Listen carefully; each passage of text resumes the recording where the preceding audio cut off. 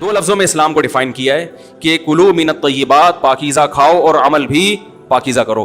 تو جو اصل بات میں یہ محرم ہی کے حوالے سے یہ آیت کا میں نے انتخاب کیا تھا کہ جب آپ پاکیزہ کام کریں گے اور پاکیزہ کھائیں گے تو اس سے آپ لوگوں کو اچھے لگیں گے اور لوگوں کا دل چاہے گا کہ آپ جیسے بن جائیں.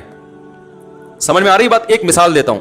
دیکھو کوئی بھنگی ہو جو بیچارہ ہر وقت گندگی میں رہتا ہو, اسے آپ سمجھائیں کہ یار اچھی زندگی گزارو, صاف ستھرے ہو جاؤ.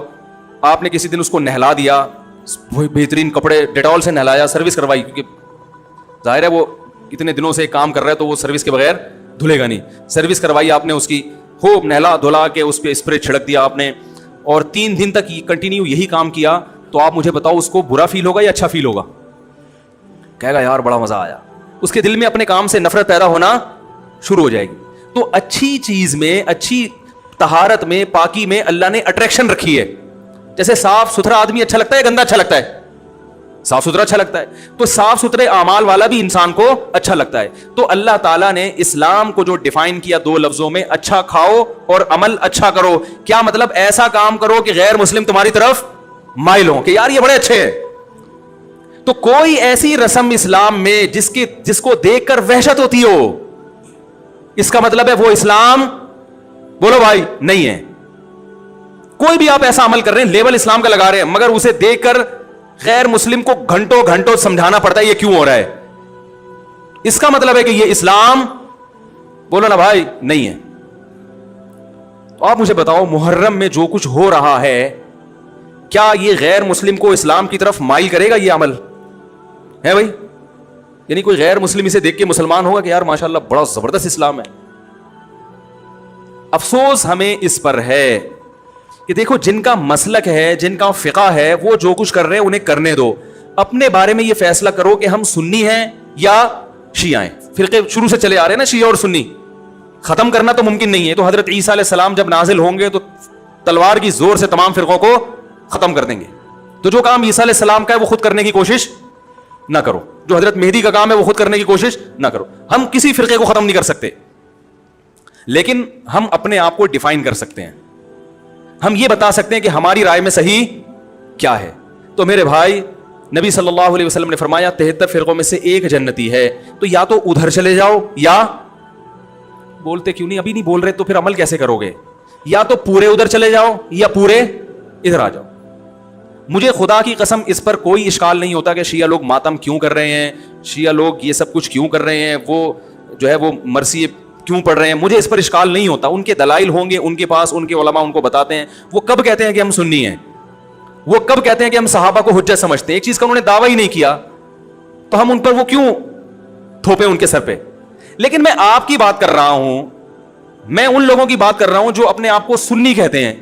تو بھائی پھر سنی ہو تو جو اہل سنت والجماعت کے جو 4 مکاتب فکر ہیں, حنفی, مالکی, شافعی, حنبلی, اہل سنت کے ہیں نا, ان کی کتابوں میں کہیں بھی اس طرح کی کوئی چیز, بولو بھائی, نہیں ہے. ماتم کرنا اہل سنت کے ہاں جائز نہیں ہے. نبی صلی اللہ علیہ وسلم نے میت پر چیخو پکار کرنے کو حرام قرار دیا ہے. نوحہ کو جو میت پہ رونا پیٹنا ہوتا ہے, گریبان چاک کرنا, اس عمل پر آپ صلی اللہ علیہ وسلم نے لعنت فرمائی ہے. صحیح بخاری صحیح مسلم کی حدیثیں ہیں. حضرت جعفر طیار رضی اللہ تعالی عنہ نبی کے سگے چچا زاد بھائی میدان جنگ میں شہید ہوئے. 4 بیویاں بیوہ ہوئی ہیں, چھوٹے چھوٹے بچے یتیم ہو گئے. آپ نے ان کی بیویوں کو زور سے رونے کی اجازت نہیں دی. اتنا غضبناک ہوئے جب وہ باز نہیں آئے, آپ نے فرمایا ان کے منہ پہ خاک پھینک دو. حالانکہ بیوہ ہوئی ہیں, قابل ترس ہیں, لیکن چیخ کے رونے کی اجازت, حالانکہ وہ تو اہل بیت میں سے تھے. حضرت جعفر طیار ظلماً شہید ہوئے تھے. ہماری نظر میں حضرت حسین رضی اللہ تعالی عنہ کا قتل کربلا میں یہ تاریخ کا بدترین ظلم, اس لیے بدترین ظلم کہ آپ غیر مسلموں کے ہاتھوں شہید نہیں ہوئے, بلکہ ان لوگوں کے ہاتھوں شہید ہوئے جو اپنے آپ کو مسلمان کہتے تھے, اور مسلمانوں کی قیادت اس وقت ان کے ہاتھ میں تھی, حکومت ان کے ہاتھ میں تھی. لیکن اس ظلم پہ اہل سنت والجماعت کے ہاں جو سنی ہیں, ان کے 4 مکاتب فکر کے ہاں نہ رونے پیٹنے کی اجازت, نہ نوحہ کرنے کی اجازت, اور نہ میرے بھائی ماتم کرنے کی اجازت. میرے بھائی آپ لوگ اللہ کا واسطہ محرم میں مرثیے نہ لگائیں. ہر گاڑی میں کوئی نوحہ چل رہا ہے, کوئی شیعہ ہے تو ٹھیک ہے وہ کرے, سنیوں پہ یہ کام زیب نہیں دیتا, کیونکہ یہ منافقت ہے. پتہ ہی نہیں چل رہا آپ ادھر ہو یا آپ ادھر ہو, آپ کا مسلک کہیں نہیں پتا چل رہا. ہمیں ایک مسلک کو فالو کرو. ہمارے ہاں محرم منحوس مہینہ نہیں ہے, ہمارے ہاں محترم مہینہ ہے, مبارک مہینہ ہے. امہات المومنین میں سے بعض کی اس مہینے میں شادی ہوئی ہے. ہم شہادت کو نحوست نہیں سمجھتے. 10 محرم پہلے سے مبارک تھا, حضرت حسین کی شہادت کی وجہ سے اور مبارک بن گیا, منحوس نہیں بنا. شہادت مبارک عمل ہے, منحوس نہیں ہے. ہم اس مہینے میں کالے کپڑے نہیں پہنیں گے, ہم اس مہینے میں خوشیاں منانے کو جائز سمجھتے ہیں. لوگ کہتے ہیں ان کو حسین سے محبت نہیں ہے. محبت کا جو طریقہ حسین نے بتایا اس طریقے پہ عمل کرنا حسین سے محبت ہے. جو طریقہ حسین سے ثابت نہیں ہے اس طریقے پہ محرم کو منانا یہ محبت کا طریقہ ہماری رائے میں نہیں ہے. سمجھ میں آ رہی ہے بات کہ نہیں آ رہی ہے؟ اور ایک میں وضاحت کر کے بیان کو ختم کروں. بھائی یہ کوشش کریں گے نا, اس کی محرم نہ منحوس مہینہ ہے, نہ اس میں بلائیں نازل ہوتی ہیں, اس میں خوشیاں منانا بھی جائز ہے, اس میں نکاح کرنا شادی کرنا بھی درست ہے. یہ جو مشہور ہے محرم کی شادی ناکام ہوتی ہے 100% غلط ہے. جو شیعہ حضرات ہیں وہ بچیں اس سے.